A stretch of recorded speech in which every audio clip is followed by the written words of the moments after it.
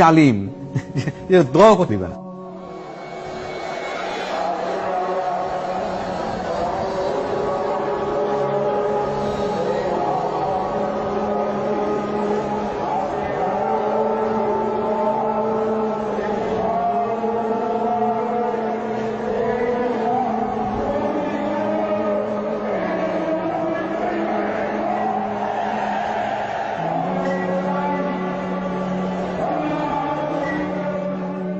দুপুর থেকে ঢাকার বিভিন্ন পয়েন্টে অবস্থানকারী হেফাজত কর্মীরা মতিঝিলের দিকে আসতে থাকে।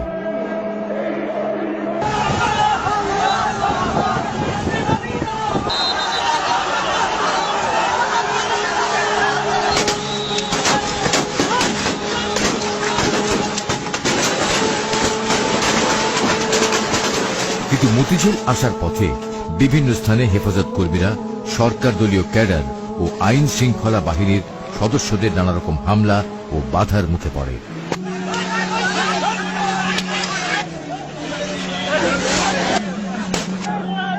সবচেয়ে ভয়াবহ হামলা করা হয় মতিঝিলের প্রবেশ মুখ পল্টন এলাকায়। এখানে পুলিশ, র্যাব ও আওয়ামী সন্ত্রাসীদের ত্রিমুখী হামলায় হেফাজত কর্মীরা দিশেহারা হয়ে পড়ে।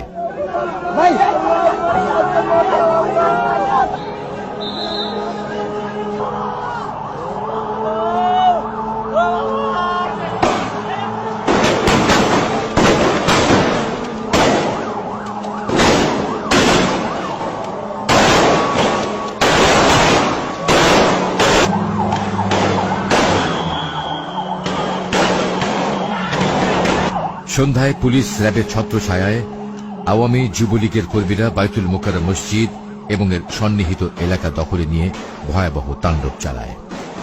পল্টন এলাকার অফিস, ব্যবসা প্রতিষ্ঠানে ভাঙচুর, লুটপাট ও অগ্নিসংযোগ করে ত্রাসের রাজত্ব সৃষ্টি করে।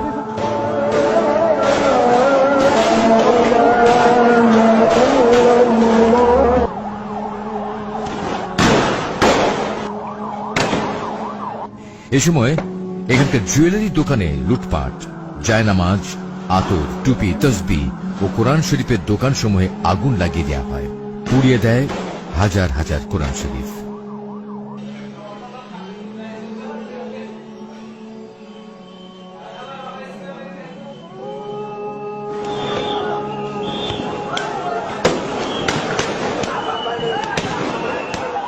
পুলিশ ও আওয়ামী সন্ত্রাসীদের হামলায় সমাবেশে আসার পথেই অন্তত 20 হেফাজত কর্মী নিহত হয়।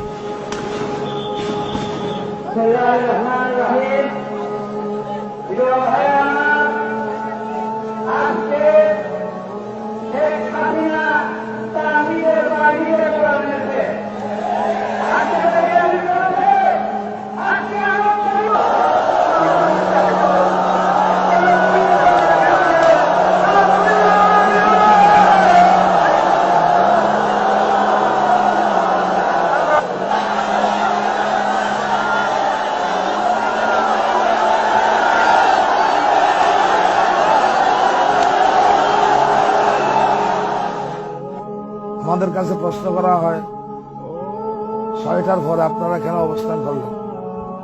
পুলিশ বাহিনী, র্যাব এবং আওয়ামী ফেডাররা তাদের দেয়া টাইমের ভিতরে আমাদের 20 জনের মতো মানুষকে তারা নিহত করেছে।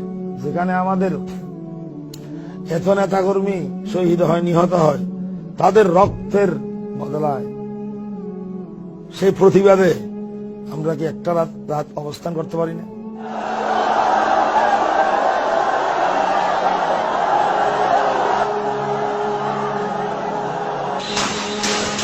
রাত 8টার দিকে দৈনিক বাংলার দিক থেকে মতিঝিলের মূল সমাবেশে বিপুল সংখ্যক পুলিশ প্রথমবার হামলা চালায়। কিন্তু সমাবেশকারীরা রুখে দাঁড়ালে পুলিশ তখন দৈনিক বাংলা মোড়ে অবস্থান নেয়। এ সময় সমাবেশ স্থলের সমস্ত সড়ক বাতি নিভিয়ে দিলে মতিঝিল ও এর আশপাশের এলাকা অন্ধকারাচ্ছন্ন হয়ে পড়ে। সমাবেশের মাইকগুলোর সংযোগ বিচ্ছিন্ন করে ফেলা হয়।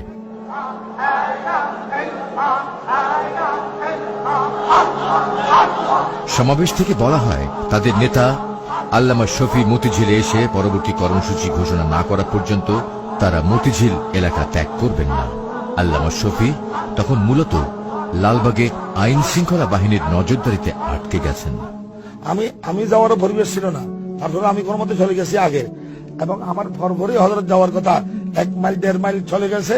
ক্যাডারদের এই নাশকতার কারণে যাওয়ার পরিবেশ ছিল না।